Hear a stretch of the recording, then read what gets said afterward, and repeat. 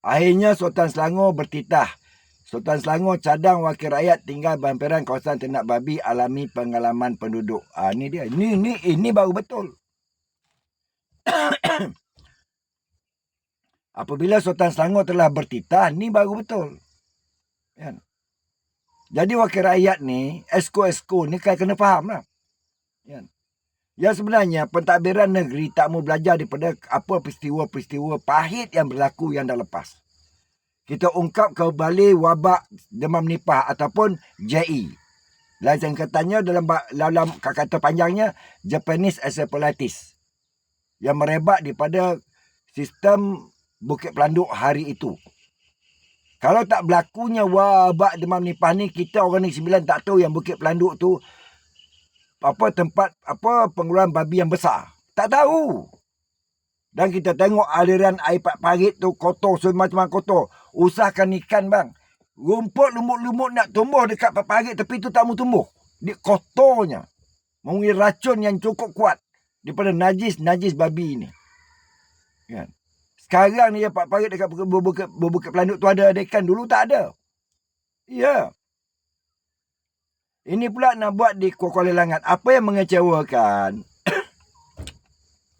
Apa yang saya baca tadi memang saya buat rujukan kembali jumlah penduduk di Kuala Langat. Memang majoriti orang Melayu ramai. Seperti terlapuk oleh Astro Awani. Majoriti penduduknya Melayu. Jadi saya cadanglah, kami orang Melayu ni bukan nak menentang. Nak menentang apa saja projek-projek ekonomi untuk pendapatan kerajaan negeri. Kami tak menentang pun. Carilah kawasan-kawasan kependudukan yang majoriti dia non-Muslim banyak. Dan buatlah di situ. Supaya mereka boleh bekerja situ. Kan? Kita tak naklah dibuat. Kita tak nak dia dibuat dari kawasan yang majoritinya orang Melayu. Kan? Sebab dia maklum. Kami ni orang Islam. Dan benda-benda seperti ini amatlah tidak disukai. Kan? Jadi fikirlah sama-sama. Kita tak menentang. Cuba kita cari jalan yang terbaik dan buatlah secara sistematik.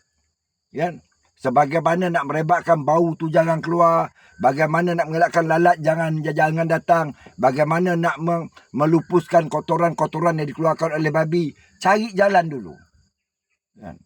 Jadi kita hendakkan benda seperti ini diteliti dengan baik.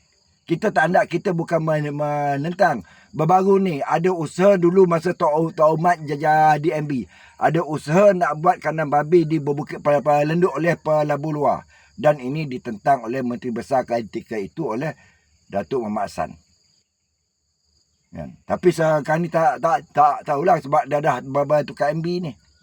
Jadi kita mintalah pada kerajaan supaya fikir lebih lanjut. Cari jalan bagaimana nak mengatasi dengan tidak melukai perasaan penduduk majoriti. Wassalam.